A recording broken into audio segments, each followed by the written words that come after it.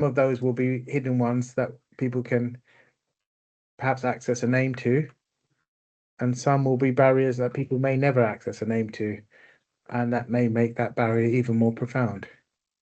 So the goal here is really to address how we build psychological safety and belonging from the first contact. And can we?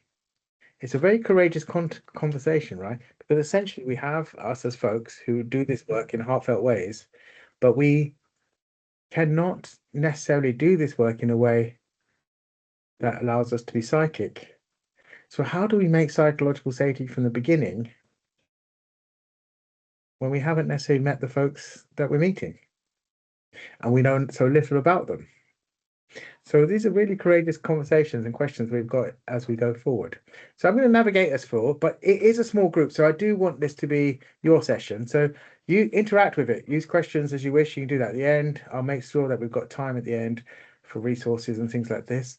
And I'm not sure, and I'm going to ask Rob, Sean, Sarah, how many of you were in the last session, and if at all, in the last session that Calling All Minds did on for needs assessors, be they DSA or access to at once?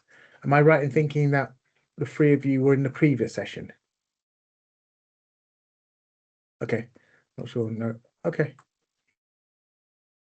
Okay. All right. So, okay, I don't want to assume too much, so I'm going to just use that as we go through this. Okay. So here is today's agenda, and it is an introduction and welcome.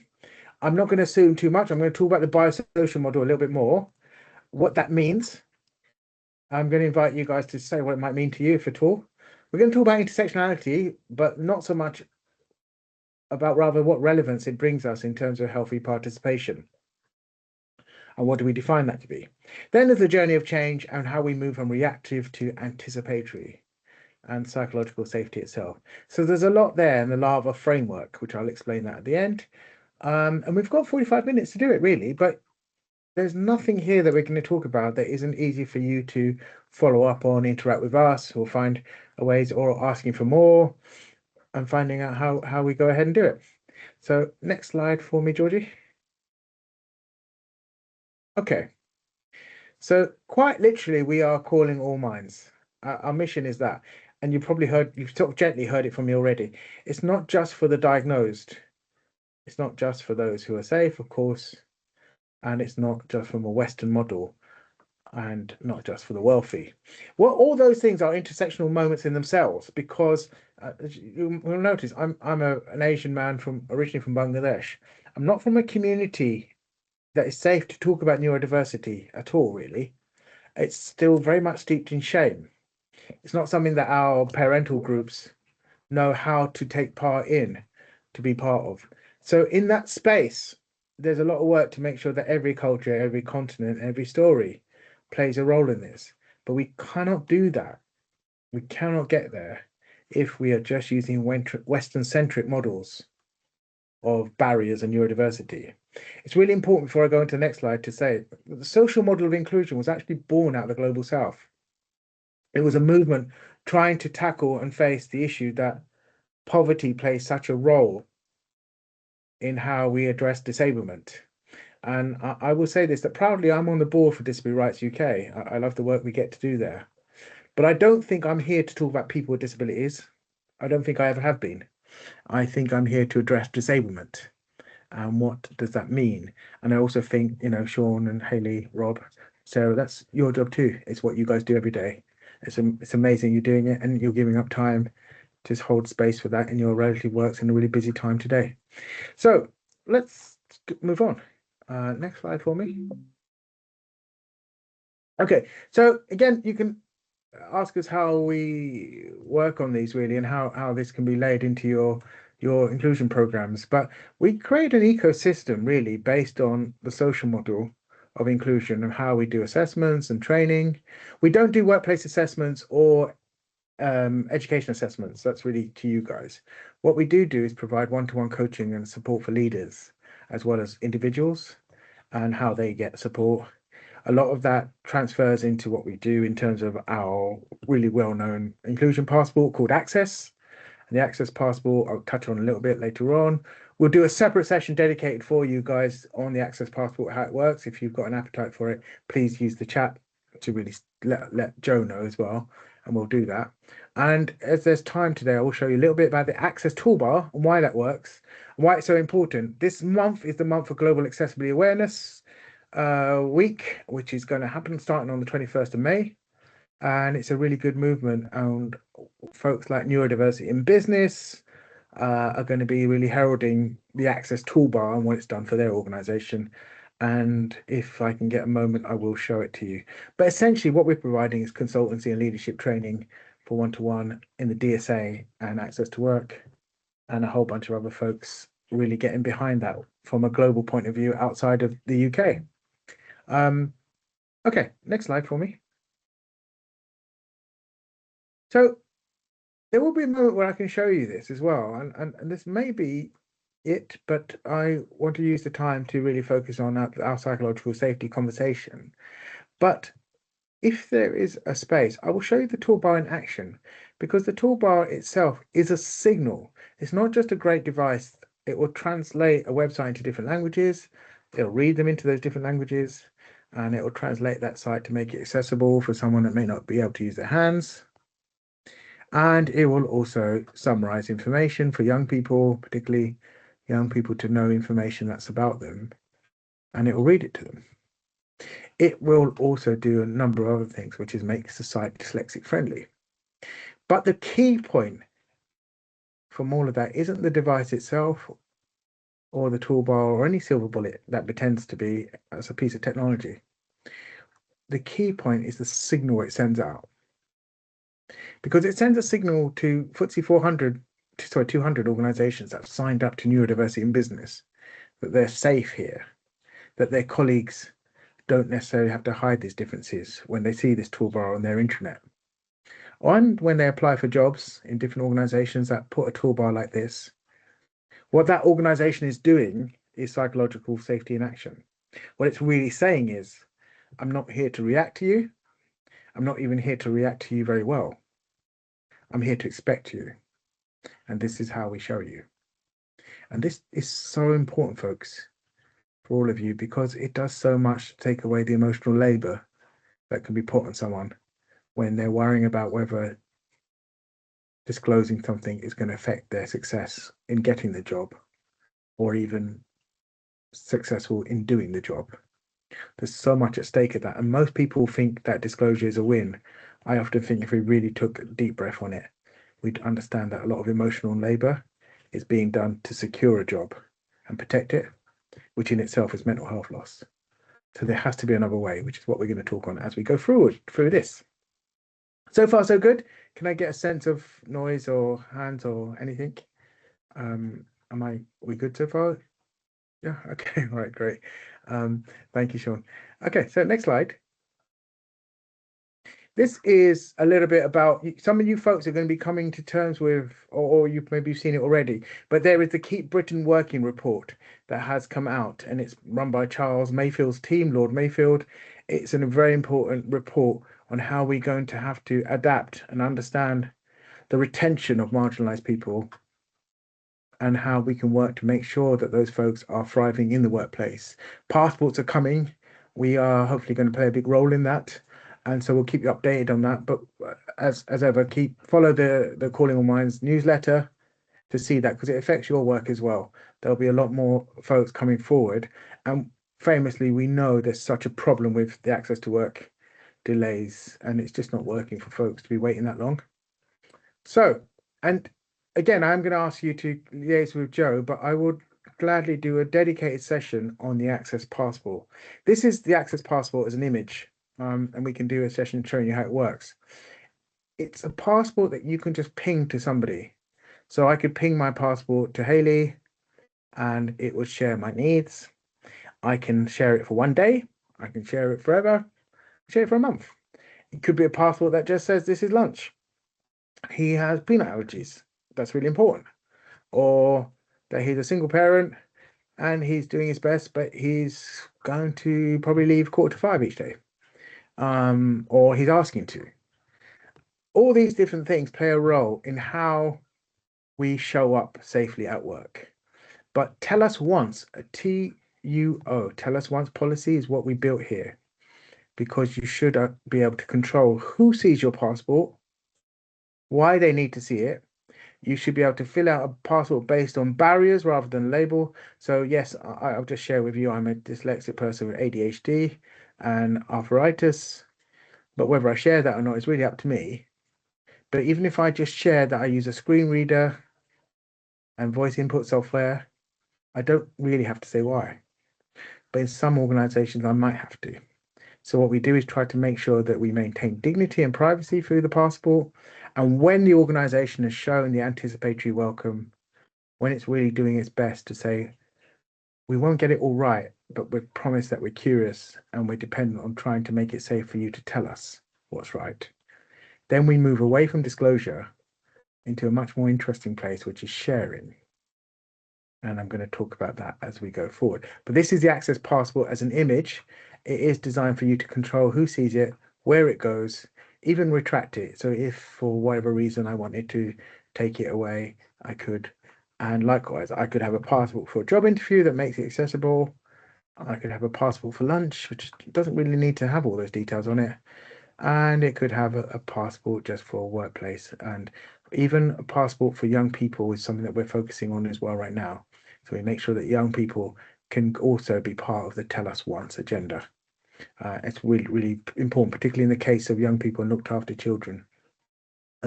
Please do use the chat on anything as you need to, but I will address all those things as we go through. Okay, next slide for me. Okay, this is where I'm going to ask you some questions here. So if I could ask you to come off mute, if you want to. How many people here have come across the biosocial of disability and or inclusion, or just the social model?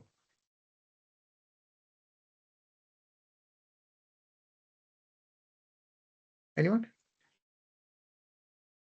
Hi, Sarah. Yeah, you've in a previous session, Atif, you've covered it for us in with the Okay, Access great, Directive. Thank you. great.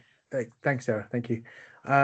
Okay, so I think I've covered it for everybody, but just in case, I'm just going to sit with this for a moment, just to not to assume too much. But we have a medical model which talks about the diagnosis you have or carry, and it could be a mental health diagnosis, it could be a neurodiversity one, it could be both, and it could also be about what physical barriers you face in your life. What the social model does, it sort of recognizes the barriers that are around you, why you may have psychological reasons not to talk about the barriers you face, and how we change it into a conversation about what is a disabling situation rather than who's got what disability. It's very important because if we can do that in a lifetime, which we're not quite on track to do, then we can tackle the disability employment gap in a way that we've never done before, because we start looking at workplace assessments, recognizing that everyone, if they live a long enough life, will face barriers in it. And it's our collective and social responsibility to work together to address those barriers, rather than the emotional labor or the burden being on that person to disclose things that might make them vulnerable. It's not a healthy way of measuring participation. It's very much a where we've ended up today, I think, with a neurodiversity based on the deficit model, really, and a disorder one. And it makes it very hard for marginalized people already dealing with other barriers, be it race, be it physical differences, be it poverty, to be able to come forward safely on these things. And yes, whilst we're all people pivoting to say neurodiversity says nothing about your intelligence, to the wider world, it still very much does. And there's a lot of work to be able to change that, campaigning on it, but I just don't think we'll get there unless we really use a social model in this generation that we're in. And so this is an example, I'm just staying on this as an example of the folks who come and see you. You as assessors may well be the very first people in their lives that they tell these stories to. It's incredible because they may not get to see you again, and you made it at such an impassioned impact in their lives. You are the bridge to equipment and technology and life-changing support. It's wonderful, but you may not get to see them again. So it's quite a powerful relationship, really. I used to teach courses for needs assessors on this many, many moons ago. I just think it's a very sacred thing. In my work, was going for 10 years in people's homes, teaching them assistive technology, and back before COVID, one-to-one sessions on mental health and coaching and mentoring. What you see in those homes is so different to what you see in an assessment center. And it's really, really important that when you think about, say, somebody who struggles to read, what books made it to this bookshelf and why? When you talk about somebody who's got mental health challenges or facing them through traumatic experiences, what is it that they're saying in their home that they dare not say in an assessment center or even at university or even at in the workplace? And all these things are sacred because you're learning and co-learning and co-sharing, often in their own homes. So the social model matters so much that we do this training and delivery right. It's different now because so much of it's going online, but that sacredness matters as much when we are doing the coaching and the training, that they move far more away from pathology and much more into what is the impact of what's happening to this person rather than just the name of it. Okay, so we go to the next slide for me, Georgie. Thank you. So this really does bring us on to the intersectionality that, again, I'm sure some of you have done this, but if you haven't, reach out to me and ask me more. But all of us, we don't have to be black to be intersectional. We just have to be human and recognize that all of us, if we're old enough and live long enough, we're going to find barriers that the day we can't open jars or lift things or even do gardening. These are barriers in our lives. We called it elderly, but it's a disabling situation. And I hope that we all live long enough to face these disabling situations. I know it's a weird thing to say, but it's the nature of human experience that we will face barriers. It's just when we recognize it's a collective experience rather than just an individual one. So we are made up of religious identities. Some of these religious identities are really welcomed and safe, and others less so. Race, ethnicity, gender, sexuality, social economics. It's a biggie. And the social economics one is the one that really matters for the folks who ever get to see you. In truth, it has everything to do with if they see you or not. In our work, we find that many people contact us of color because they've come to find out about neurodiversity in their first year at university, and it's their second year that we're able to support them at all. It's very common. I hope you get the feedback on these kind of things. When it comes to August month, it is anxious, well-meaning, and very loving mothers who are fighting for their kids to make sure the equipment is in place, the mentoring is set up, everything needs to be set up for their youngster before they arrive in September. They have what is called social capital on their side. It's exhausting for those mothers. They've had to fight really hard, ECHP plans, etc., etc. But they become the story of our work. They become the story of your work. In truth, they're not, but they are a story. But often they become the story because they're the ones we hear from most and can fight the most. The real part of our work is recognizing who are the folks who will never come forward for the DSA because the shame is going to play a role in it. That affected me, despite doing this work for so long. As a youngster, I didn't apply for the DSA. I was too ashamed to tell my parents back in those days what dyslexia was, and it's not something they understood. So it has every role in whether people get to meet you or not. But we are doing this work and we cannot be psychic. We can't expect those folks to come to us if they don't know about us. But we can anticipate it plays a role. We can signpost gently against deficit disorders and shame. And we can welcome that reality because it informs so much of our work, our process, and the impact that we go on to make. So I'll go for the next slide. I'm going to try to go a little bit faster if I can without going too fast. Sorry, Georgie, would you do the next slide for me?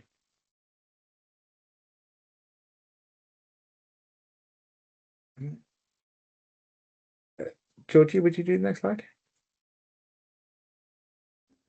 Yeah, that's I pushed through to slide 11. Have you? Okay. Yeah, moving from the minute anticipatory welcome. Yeah, let me give me a sec. Oh, okay. Great. Sorry. I think I pressed the wrong thing. Okay. So we touched on this before, but I'm going to do it again. I'll just say it again. It's not the job of folks with resources to react. Not really. It's not even the job to react well. It is our job to expect. And how we come to do that, particularly for the workplace, is really tough because, like I said, folks aren't psychic. But what we're looking for is, do we recognize the emotional labor being done for some folks, how it may prevent them from really telling a story they need to tell us, and how can they do it early? You'd be amazed how much things that I would hear and my team would hear when we're in those homes and what gets unpacked. But often what gets unpacked very rarely gets to go back to the needs assessor, because although we'd want it to, and we often try to, but the process of the needs assessment itself is done. Whereas really, I often used to think, I wish this was more of an organic document and that there was funding and understanding. Because if we could do that funding and understanding, and there were certain cases for sure, but I just think in generally it plays such a role in not just helping the student or the worker be somewhere, but it has so much to do with retention and how they stay safe in it. So responding after needs are raised, identifying barriers, and anticipating inclusion from the start. I'm just going to show you in the next slide how that looks really. And here we have these examples. Often, if I could ask you guys, Sean, Sarah, Haley, Rob, the word psychological safety is used a lot. I'm always disheartened when I hear it, but people don't define it. As if just by saying it, we've addressed it. But also what disheartens me more is that people don't ask, what do you mean by that? You know, what does it look like for you? It is not just a single feeling, it's really about structures and systems. I won't take us too far down a rabbit hole, but I will take us courageously down one that I don't know if it affects you guys, but in some ways, collective liberation means it really deeply does. We live in a society after the murder of George Floyd where we started talking really powerfully about racism, again in the workplace and how we deal with it, etc. And then we started learning terminologies around anti-racism. What does that mean? And then we started having courageous conversations about what does it feel? And then a lot of work was done on unconscious bias. But what work wasn't really done was about what is a system? What is a racist system? Do we live in one? Is it safe to even say that? Does it cause a reaction in people? Does it cause a, hey, I'm not that? And so these are different versions of when psychological safety is safe. Is it about an individual trait and an individual person being bad or good? Is it about systems and structures that aren't designed to benefit certain communities? And is it the space where we can say it, even if it may not be held very well? Those are different examples. So there's an emotional psychological safety. It said, I won't be judged for what I share or how I share it. I'm doing it now. I'm working my best to make sure I can hold that space for you, even if it's controversial. But I'm also trying to make sure that I can hold it for all of us, because we all deserve it, of how we raise these conversations consciously in our hearts. Because if we don't, we won't really understand why is it so many people, why is it so many women in leadership may not share hidden differences? Well, because there's structural reasons that make it hard for women to do that. Why is it that people of color, I've touched on already, don't necessarily know about neurodiversity in their communities to talk about it when they're young? Well, we've touched on that as well, that these are different intersectional barriers. So the emotional one is not to make people feel guilty or react to it, but it's really about, is it just safe to share it? The second one is relational. Am I being generally listened to, or am I being processed? That's a biggie, because that in a language we're hearing much more these days, gaslighting and all sorts of things, which we didn't hear 10 years ago, really. It's really important because sincerity has everything to do. I would rather have an imperfect, sincere moment than a perfect, insincere one. So would you all. But we're watching a world of PR make inclusion happen. And we're also watching quiet inclusion just happening without any PR. It's really a tough time, particularly for EDIs we've seen this year with the elections in Trump, and how that's made a lot of people renege on inclusion dynamics and promises that they were really seem very committed to. So now we're asking the question, are we generally being listened to or just processed? And cognitive, this one's a big one, right? How many people are brought into meetings with no agendas And how many people with rejection sensitivity dysphoria may look at every meeting they go into and believe they're about to be told off? Their central nervous systems are feeling those things. So how many of us are just given space to think, to process and respond at our own paces? These are really important things. I know you guys do that as assessors in every session you do, but you're also being time processed more and more these days to get a certain number of assessments done. You're working often online. So those human interactions are a bit different. Sometimes it's not really about what a person says to you, but it's what they don't say, or more importantly, how they say it. And it's really important that we create space, particularly for neurodiverse folks, but we don't often get the training as assessors to do that, you know? And I think this is something that's missing from a lot of the online assessments that used to be there. I'm happy to be wrong on that, and I hope I am, but these are things that I think are just really important. Identity, really. I don't have to hide who I am or how I experience this world. This is a wonderful thing. I think this should be afforded to everybody. And it's really a tricky time. We're watching leaders more and more these days, quite worried about what they say, and if they say the wrong thing, what does that mean in terms of identity or council culture or reactionary behaviors? So we watch leaders not saying anything meaningful at all because they are afraid of saying the wrong thing. And that has an echo and an effect on everybody. So we've got to build that sense of it's okay to share how you experience the world because it informs our process. It widens our participation. It teaches us our own sense of liberation. Every single time a student or a learner shares something very sincere with me, they're giving me a deep gift. They're bestowing their own safety upon me, but they're also teaching me something that I need to understand to make my sessions and my learning with them and their learning with me better. Can't do that if they are just hiding something. But it's on my role to take that responsibility to make it safe and define it, rather than insist it's just here, just because I said the word psychological safety. Does that ring true for folks here in this moment?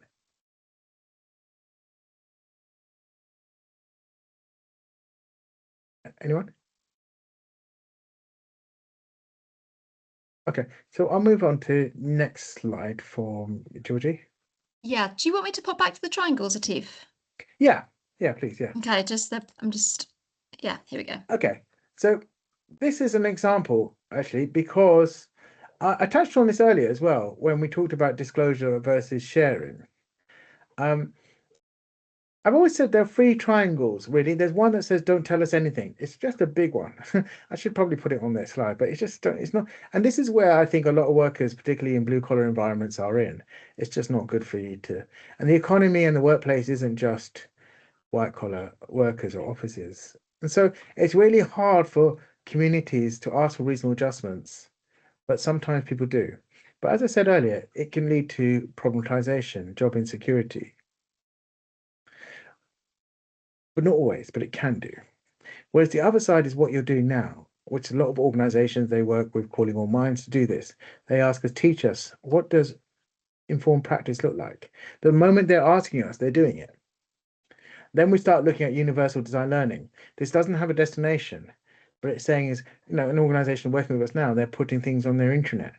They're using the passport. They're putting voice input software on it. They are creating universal design so a person does not have to tell you that they're dyslexic, for example. They just knowing that they can use technology without having to disclose things. Then reasonable adjustment was right at the top. That the organization has done the great work to make that safety. And this where the reasonable adjustment is at the top rather than at the beginning. So it's not what you have to ask for at the beginning. It's rather what the organization shows it's committed to that allows you to share rather than disclose. And often I think people misunderstand disclosure and sharing as the same thing, whereas I think fundamentally they're very, very different. And it's all about the responsibility of where that shared responsibility is, but also recognizing who takes the most risk when they do. And it's always the individual. So a lot of that has happened before they've got to meet you. And like I said, you're cradling something very safe for them to unpack things because they feel safe with you and because they can. rather than they have to. Okay, so Georgie, would you fast forward for me? And okay, so we're coming to the end of this part of the session, which is the lava framework, and I'm going to share these slides with you. But again, this is just breaking it down. It's really important for new needs assessors to look at this sort of side of things as well, because the skill of having trained assessors for years and years, and as well as mentors and coaches and trainers. And going back to that same thing, is a person who might struggle to be with books. I would look at the shelves always to say, what made it? Actively listening to the individual's experience goes back to the pitch, the tone, the body language, the enthusiasm, even the hesitation. All of that tells you signals about how they're communicating around the vulnerabilities that they're sharing. And make no mistake, they're sharing a lot of their vulnerabilities. And of course, that's natural. Your needs assessors, you won't necessarily get to share yours, but you do your best. Absolutely, you always will do, to make them absolutely as safe as possible. But it is an odd circumstance when you are sharing so many things that you may have hidden, even in my case, from your own family. So ask open questions about what specific barriers you're facing and what support they need. V is voice. Ensure that voice leads to a conversation, co-designing the solutions rather than imposing on them. That's really hard for you folks, by the way. I don't know, I can't remember, Sarah, I remember you in the last one, but how many folks have been doing needs assessing for a long time? But one of the challenges you guys have these days is just how little choice you get to put onto assessments. Even though you know there are things that could be really life-changing, you don't often get to put it on their systems because of the restrictions in the way that the DSA and access to work has happened over the, it's not your fault. So I have a tendency to look at open source solutions as well when we're with people, to be able to see things that are free, doesn't cost the government anything, and how it can really strengthen their needs really. But it takes a lot of delicacy to be able to make sure that we're supporting them with everything that needs assessors recommended, make sure we've got a theory of change, can see a confidence change in that person, and then see what things might actually strengthen it even further, even if it's not made available to them through the DSA or access to work. But at least we can show them things that can really strengthen their confidence with their studies or their workplace needs. But to do that well, you really got to, I guess, hear other things when they say, actually, this hasn't worked for me. This my mapping software, I really know it, but it hasn't worked for me. And I really wish it did, but it doesn't. So we might look at something else and really give them to that if it can change it. But they've got to feel strong enough in their voice to be able to say, yeah, I really like this. I wasn't passive in it. And of course, you guys know that some people will come to you with their parents with strong ideas of what they want and need, and others will be very passive in it. And it's very difficult because you want to make sure that they get the right stuff and the best stuff. But if they're too passive in it, it's very difficult to know what is meaningful after the assessment. Adjust is really implement practical anticipatory adjustments to remove barriers. And again, part of that, you're doing that as well. You are showing up for these sessions. I know they're CPD ones, but you know, a lot of assessors don't, and you guys have. And so it really is a structured approach to supported conversations. I have got a little bit of time, so I'm going to show you the toolbar as well. But if I move on to the next slide for me, Georgie, yeah, thank you. So I'm going to invite you guys to come on video, up to you, but certainly off microphones. And I'll just glance at the chat. If you have any questions, I'm just looking at the chat now. Brilliant. Has anyone got any questions or any thoughts, anything you've liked about this? Anything you just thought, take that was rubbish? No, really, I mean, I really want to make this as meaningful as possible for you. If I just ask, would you guys like a session on the Access Passport and how it works and why we're going for it with Mayfield's team and others? Atif, it was very interesting. Really enjoyed your presentation and the psychological safety aspect of it. I think it's especially key to any of the conversations. I mean, that relationship building up the trust in a very short space of time can be rather challenging. Obviously, when the students aren't maybe informed Mhm. of what it is that they're going to be asked to do. So no, I think more assessors it would be. It's a small group. I was expecting a lot more assessors Yeah, to be. we were too, but it's okay. Yeah. So and as you say, the system maybe that is imposed upon us as assessors doesn't allow for the nuances that arise all of the time. So no, I hope to be able to sit in another session with you sometime. Sean, Really enjoyed it. we're going to be doing lots of them. So join the newsletter and keep. Thank you. Look, I will say this, folks, as well, and invite another question. But we always, every human being that you've ever met, we move at the speed of trust, not faster than that, and joyfully not slower than that. And the speed of trust is sometimes 6 seconds. Do you know? Because somebody is coming into your home.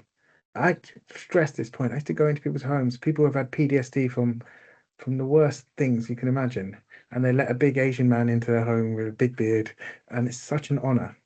You have to really look at that, and that trust can sometimes take 6 seconds, and sometimes it can be 60 years, because all you've ever really been, you've never seen someone who looks like you, who shares something with you, and yet what is happening is a really lovely invitation, but actually it's an imposition. A person is having to really bleed a bit in order to get some help. It's really tough because we're not psychic. Anyway, back to this is my thoughts. There's a lifetime for this stuff with each other. Any other questions? Could I ask you guys any questions, any thoughts?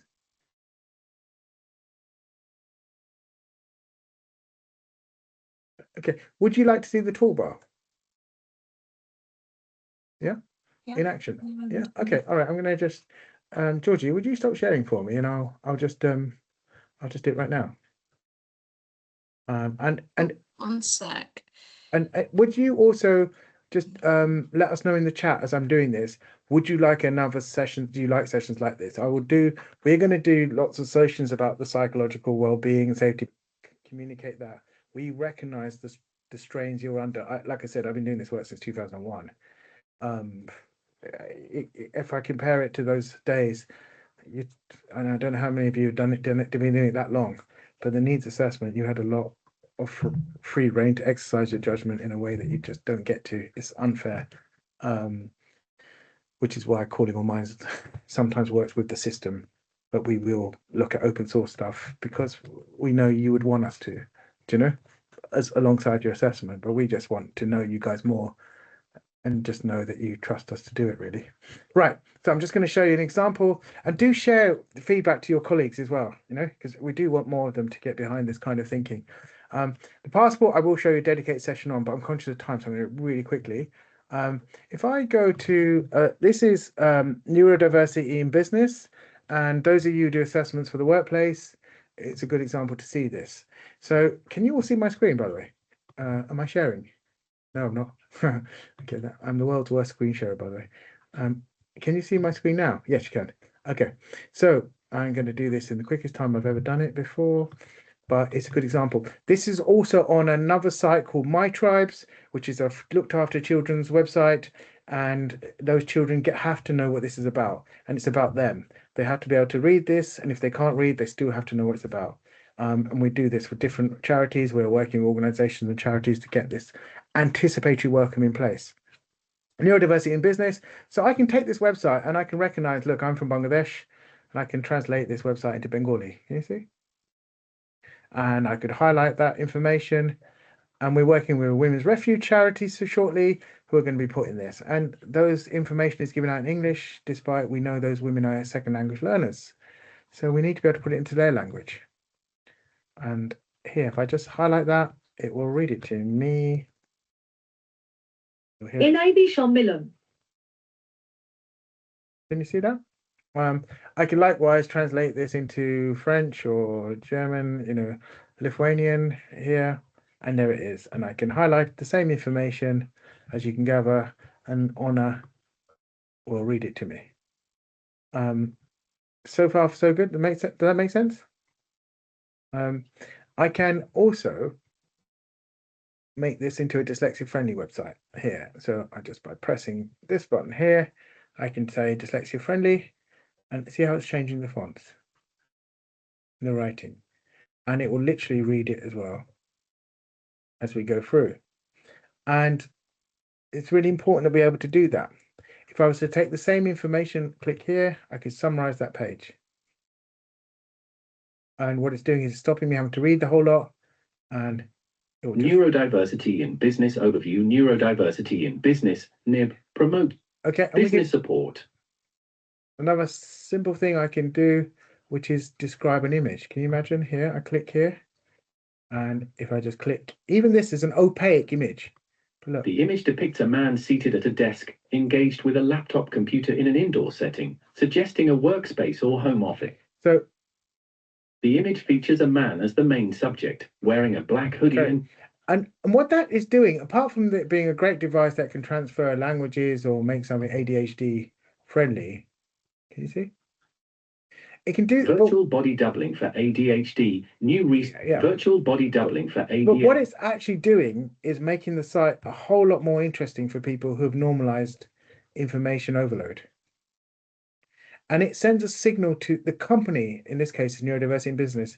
It's sending a signal, as they would do, that you're welcome, you're safe here. This toolbar we're putting on a number of different organizations, and text-to-speech is stuff you see every day. But being able to put it onto a website and translate the even language of that website and still use text-to-speech is very rare. We want to change that. Here I've changed it to Romanian, and I can, like I said, I can still read it. I'm going to show you one more thing. There's a lot more on this, but I want to show you one more thing, which is the idea that if I need to use voice navigation, I have colleagues impacted by cerebral palsy. They don't use a mouse. Go to dark mode. Dark mode enabled. Go to about. Going to about. Listening.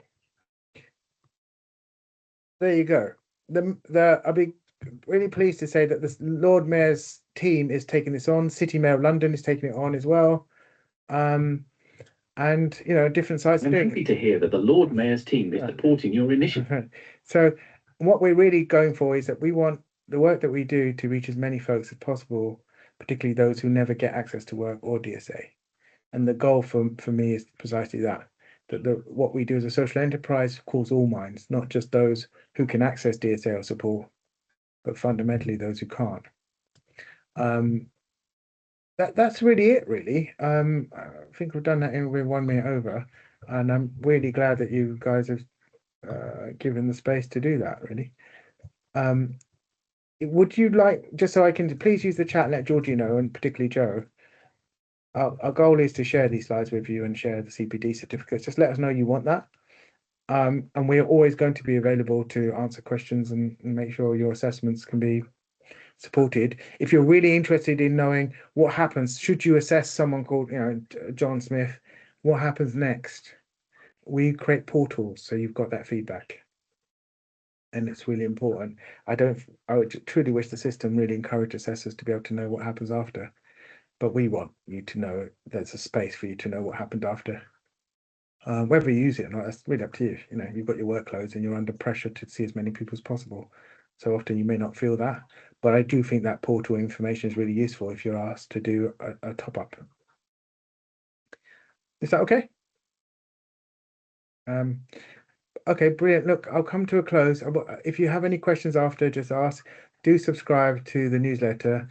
A special thanks really behind the scenes is Deirdre, who's been here helping with the slides, and Georgina, who made the slides all possible, and liaising with the wonderful Joe, who I don't know if he's still with us or not, but Joe is really behind the scenes also helping set up these sessions. So please just give us feedback on whether you've liked it or will want more.